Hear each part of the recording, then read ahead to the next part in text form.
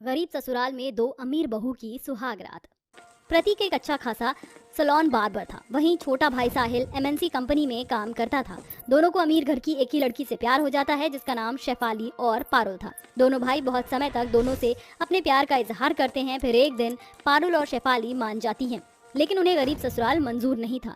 दोनों कुछ हफ्तों तक बहुत सोच रही थी। उन्होंने जवाब नहीं दिया। फिर दोनों भाई कैफे में उनसे मिलने जाते हैं। पारुल, बहुत देर हो गई, अब तो कुछ बोलो। क्या बात है, क्यों चुप हो तुम दोनों बहनें? हाँ शेफाली, कुछ तो बोलो ना, इतने दिन से बात नहीं कर रही हो। क्या बात करें हम दोनों? हमने तुम दोनों भाइयों के प्रपोजल को एक्सेप्ट कर लिया, तुमसे प्यार करने लग गए, लेकिन तुम दोनों गरीब परिवार से हो। हम कैसे गरीब ससुराल में रहेंगे? यही तो मैं भी कहना चाहती हूँ, गरीब ससुराल में कैसे रहेंगे? देखो, तुम दोनों समझने की कोशिश करो। हम दोनों दिन रात मेहनत करके काम करेंगे, जिस चीज की कमी होगी उसी को पूरा करेंगे। तुम्हें पूरी खुशी देंगे, बस थोड़ा हमारा साथ दे दो। हाँ पारुल, समझने की कोशिश करो। ठीक है दीदी, प्यार तो करते ही हैं, तो काबिलियत पर शक कैसा? पारुल बिल्कुल ठीक कहती है, हम दोनों बहनें शादी करने के लिए तैयार हैं। इस तरह दोनों बहनें दोनों से शादी करने के लिए तैयार हो जाती हैं और परिवार की मंजूरी से अगले हफ्ते ही शादी हो जाती है। जहां गृह प्रवेश के बाद नंद अपनी भाभियों से दरवाजे रोकने के पैसे मांगती है। चलिए चलिए दोनों भाभी, अगर आपको अपने कमरे में जाना है तो मेरा नेक दीजिए। ये तो अपनी भाभियों के आते ही चालू हो गई। अमीर बहू देखी नहीं कि नंद जी आपने पैसे मांगना भी शुरू कर दिए। अरे नहीं बहू, ऐसी बात नहीं है, वो तो एक रस्म है प्यारी सी। ये लो नंद जी, पूरे 11,000 हैं, अब तो जाने दो। वैसे ये रस्म भाई करता है, पर कोई बात नहीं, तुम भी क्या याद रखोगी। बहुत गर्मी लग रही है, क्या अब हम अपने अपने कमरे में जा सकते हैं? हाँ हाँ बिल्कुल भाभी। इसके बाद दोनों बहू बेटे अपने कमरे में चले जाते हैं, जहाँ मामूली सी सुहागरात की सजावट थी। और ये देखकर शेफाली कहती है, ओहो प्रतीक, डेकोरेशन देखना, इसे देखकर तो बिल्कुल भी सुहागरात वाली फीलिंग नहीं आ रही है। कोई बात नहीं जान, आज की रात अपनी है। ये सुनकर शेफाली प्रतीक को बेड पर धक्का दे देती है। तुम बिल्कुल ठीक कहते हो प्रतीक, आज हमारी स्पेशल नाइट है, जस्ट किस मी ना। ये सुनकर प्रतीक उसके क्लोज आता है तो कहता है, अरे शेफाली, तुम्हारी आईब्रो बहुत बढ़ गई है, तुम कहो तो मैं इसे ठीक कर दूं। तुम तो जानती हो मुझे ये करना आता है। तुम पागल हो क्या प्रतीक? इस समय पर ये सब कौन सोचता है? आज सुहाग रात है, उस पर फोकस करो। तभी दोनों फिर से एक दूसरे के क्लोज आते हैं तो प्रतीक उसे फेशियल करने को कहता है, जिस बात से शेफाली भड़क जाती है। अरे प्रतीक, तुम पागल हो? यहाँ मैं सुहाग रात के इतने जतन कर रही हूँ और तुम्हें पता नहीं अपने सैलून के बारे में सोच रहे हो। ऐसा करो, सो ही जाओ, तुमसे कुछ नहीं हो सकता। अरे नहीं शेफाली, ये बात नहीं है, वन मोर चांस। शेफाली और प्रतीक फिर से क्लोज आने की कोशिश करते हैं तो लाइट चली जाती है और अंधेरे में दोनों एक दूसरे से लड़ झगड़ कर सो जाते हैं। वहीं दूसरी ओर पारुल और साहिल का यही हाल था। वह दोनों जैसे ही एक दूसरे के क्लोज आ रहे थे, तभी सांस आ रही थी तो कभी नंद, और फिर दोनों गर्मी से परेशान होने लगते हैं। ओह माय गॉड प्रतीक, वैसी गर्मी हो रखी है, लाइट भी चली गई, हम दोनों जो करना चाहते हैं वो हो ही नहीं पा रहा, ऊपर से तुम्हारे घर वाले। मैं तो परेशान हो गई हूँ, आज की रात ही। थोड़ी देर वेट करो। मैं वेट नहीं कर सकती, let's some romantic. Fire brigade मंगवा दे तू, अंगारों पर है रुमान, उबलमा उबलमा। पारुल अंधेरे में एक कैंडल लगाकर साहिल के साथ नाच ही रही थी कि सास के दरवाजे पर खटखटाते ही कमजोर दरवाजा टूट कर गिर जाता है, जिससे साहिल और पारुल शर्मिंदा हो जाते हैं। माँ जी, आप इस समय फिर से? पहले नंद जी आई थी। माफ करना बहू, मैं तो इसलिए आई थी ताकि मोमबत्ती दे दूं, वो लाइट चली गई है ना। माँ, ये आपने क्या किया? हमारे कमरे का दरवाजा ही टूट गया, अब हमारी प्राइवेसी भी गई। पता नहीं हमारी आज की रात का क्या होगा, दरवाजा लगाने में भी पैसे लगेंगे। माफ कर दे बेटा, मैं चलती हूँ, और आज रात के लिए पर्दा लगा लो, कल दरवाजा लगवा दूंगी। ऐसा बोलकर मनोरमा चली जाती है। लो, हो गई हमारी सुहागरात। गरीब ससुराल, गरीब दरवाजा। हे भगवान, मेरी तो किस्मत ही फूट गई। पारुल, मेरी बात सुनो। मुझे कुछ नहीं सुनना, मैं जा रही हूँ सोने। मच्छरदानी लगा देना और मेरी हवा भी कर देना। बेचारा साहिल पारुल की डांट खाकर कमरे में पर्दा लगाता है और फिर पूरी रात उसकी हवा करते करते खुद भी सो जाता है। 2 घंटे बाद ही सुबह होती है और सास मनोरमा दोनों बहुओं को जगा देती है। दोनों बहू तैयार होकर आती हैं। माँ जी, इतनी जल्दी क्यों जगाया आपने? वैसे ही मैं सो नहीं पाई हूँ। मैं भी दीदी। क्यों भाभी, रात को मेरे दोनों भैया आप दोनों को परेशान कर रहे थे क्या? अरे तुम्हारे भैया कैसे परेशान करेंगे, जब तक रात में आप सब परेशान करते रहेंगे। और लाइट ने भी कहाँ कुछ होने दिया, पूरी रात बर्बाद हो गई। अरे पंखुड़ी पागल है क्या, अपनी भाभी से कोई ऐसे पूछता है? अच्छा बहू, तुम दोनों जाकर अब घर के काम कर लो और नाश्ता वगैरह बना दो। ये सुनकर दोनों बहू घर का काम करती हैं और नाश्ता बना कर लाती हैं, तो वहाँ डाइनिंग टेबल भी नहीं होता है। माँ जी, खाना कहाँ पर रखूं? सब खाना कहाँ पर खाएंगे? अरे बहू, हम सब तो चटाई पर बैठकर खाते हैं, यही खाना रख दे। हे भगवान, अब खाना भी जमीन पर खाना पड़ेगा। कितना गरीब ससुराल है। पर दीदी, हम कुछ नहीं कर सकते, हमें अपने पतियों को टाइम देना चाहिए। तुम बिल्कुल ठीक कहती हो। अरे बहुओं, क्या सोच रही हो? कुछ नहीं पापा जी। ये कहते ही सभी जमीन पर बैठकर सुबह का नाश्ता करते हैं। अमीर बहुओं को जमीन पर खाने से दिक्कत होती है। इतना ही नहीं, गरीब ससुराल में ना वॉशिंग मशीन थी ना ही एसी था, जिस वजह से वह बिल्कुल भी कंफर्टेबल नहीं थी। लेकिन अमीर होकर गरीब बहू बनकर ससुराल को संभालने की कोशिश करती हैं और वहीं वह अपने सुहागरात पूरी करने की कोशिश करती थी, तो कुछ ना कुछ परेशानी आ जाया करती थी। देखते ही देखते वक्त गुजर जाता है। एक दिन दोनों अमीर बहू घर के कामों और गरीबी से परेशान होकर अपने पति को कहती हैं, अरे तुम हमेशा आदमियों की दाढ़ी मूंछी काटते रहोगे या मुझे भी टाइम दोगे? ऊपर से हमारे कमरे में एसी भी नहीं है। तुमने कहा था वक्त के साथ सब ठीक हो जाएगा, कमी को पूरी कर दोगे। क्या हुआ? देखो, अब मैं फ्रस्ट्रेट हो गई हूँ और अब मैं जा रही हूँ यहाँ से अपने घर। ये तुम क्या बोल रही हो शेफाली? मेरी बात तो सुनो। दोनों बहू अपना बैग लेकर घर से निकल रही थी, तभी मनोरमा कहती है, तुम दोनों बहू बैग लेकर कहाँ जा रही हो? अपने घर जा रहे हैं माँ जी, क्योंकि यहाँ पर कोई सुविधा नहीं है। हमने कुछ वक्त इंतजार कर गरीबी में रहना भी मंजूर किया, लेकिन किसी को हम दोनों की परवाह ही नहीं है।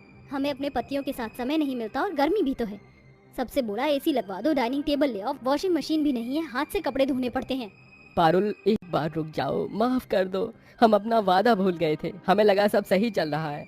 माँ भाभी बिल्कुल ठीक कह रही हैं। उनके बारे में सोच कर देखिए, वो अमीर घर से आई थी, फिर भी वो हमारे घर में बिना एसी के रही और हमने भी उन्हें घर के कामों में उलझा कर रखा। भैया के साथ कभी टाइम ही नहीं दिया। मैं तो कहती हूँ भैया भाभी को आप हनीमून पर भेज दीजिए। अरे ये अनजाने में हमसे क्या गलती हो गई पंखुड़ी बेटा, तूने बिल्कुल ठीक कहा। बिल्कुल सही कहा आप दोनों ने।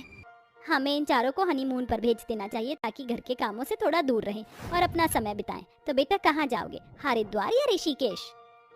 अरे माँ, ऐसी जगह कौन जाता है हनीमून पर? भैया भाभी मनाली गोवा जाएंगे। क्यों भैया? हाँ छोटी। इसके बाद पंखुड़ी अपने चारों भैया भाभी की गोवा की टिकट बुक कर देती है, जहां चारों अपने हनीमून पर एंजॉय करते हैं। फिर अपनी अधूरी सुहाग रात को भी पूरा कर लेते हैं और खुशी खुशी कुछ दिन वहां गुजारते हैं। वहीं ससुराल में भी एसी, फ्रिज, डाइनिंग टेबल का इंतजाम हो जाता है। राजबाला के 2 बेटे थे जिनकी उसने अभी अभी शादी की थी। वह अपने दरवाजे पर खड़ी होकर अपनी दोनों बहुओं का स्वागत करती है। आओ बहू, घर के अंदर आओ, तुम्हारा इस घर में स्वागत है। लाल आरती की थाली में लाल लाल पैर छपाते हुए उसकी दोनों बहू घर के अंदर प्रवेश करती हैं, जिसके बाद वह दोनों एक जगह जाकर बैठ जाती हैं। तभी राजबाला की बेटी आरती उसके पास आती है और कहती है, अरे माँ, जरा बाहर तो आओ, आपको कुछ दिखाना है और बताना भी है।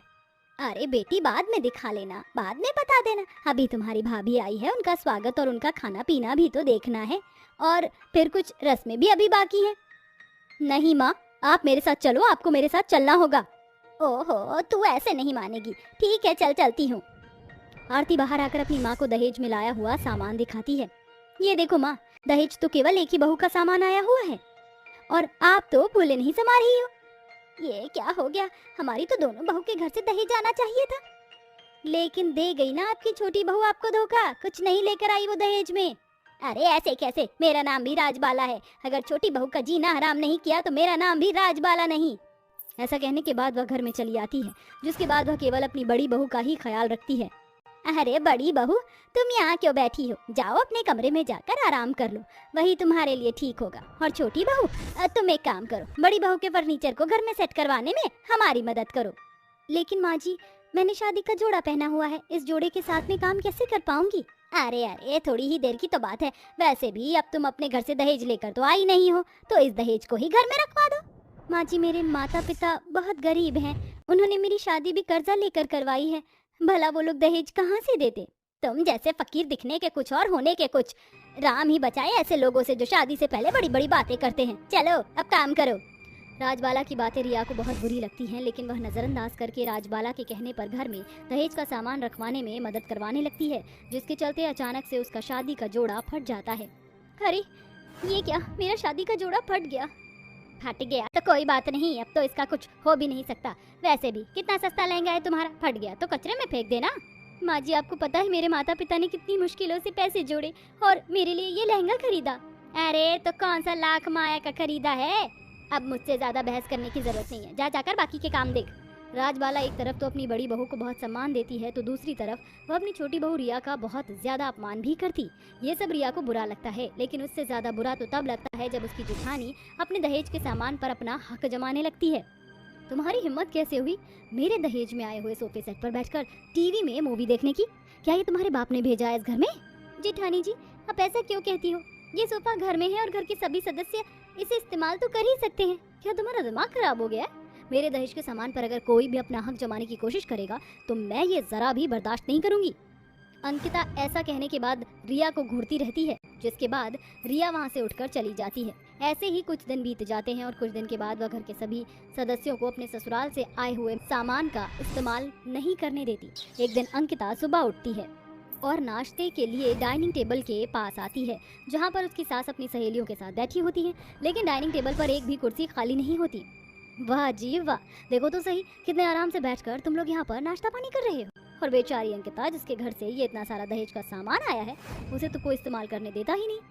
अरे बहू, ये तो मेरी सहेली है, लेकिन ऐसा क्यों कह रही है? सभी लोग नाश्ता कर रहे हैं, जैसे ही कोई उठेगा तो तू आकर बैठ जाना। समझती क्या हो आप अपने आप को? ये कोई खैरात में आया हुआ डाइनिंग टेबल है जिस पर आप आराम से बैठकर खाना खा रही हो? अब चुपचाप यहाँ से उठ जाओ, मुझे नाश्ता करना है। हे भगवान, देखो तो सही कैसी बहू है जो अपने दहेज के लाए हुए सामान पर ही रौब जमा रही है। सावित्री अंकिता के ऊपर हंसने लगती है, जिसके चलते सावित्री बिना नाश्ता किए ही वहाँ से चली जाती है। उसके जाने के बाद राजबाला अपनी बड़ी बहू से कहती है, ये कैसी बदतमीजी है अंकिता बहू, अगर घर पर कोई आता है तो उसके सामने इस तरह का बर्ताव नहीं करते। क्या समझती हो तुम अपने आप को? मेरी सास हो तो क्या मेरे सर पर ही चढ़कर बैठी रहोगी? अरे ये दहेज मेरे मायके से आया है, आप लोगों के सवाल करने के लिए नहीं बल्कि मेरे लिए आया है। इसका इस्तेमाल केवल मैं ही करूंगी और अगर मुझसे इतनी ही दिक्कत है तो एक काम कीजिए, मेरा हिस्सा मुझे दे दीजिए, मैं अपने दहेज का सामान अपने हिस्से के घर में रख लूंगी। राजबाला ये सुनते ही हैरान हो जाती है और उसे कुछ भी समझ नहीं आता। तो राजबाला अपनी बड़ी बहू को हमेशा अच्छे से रखा करती थी, तो वहीं छोटी बहू को वो अपमान के साथ साथ उसे कुछ नहीं समझती थी। उस दिन उसे अपनी गलती का पछतावा होता है।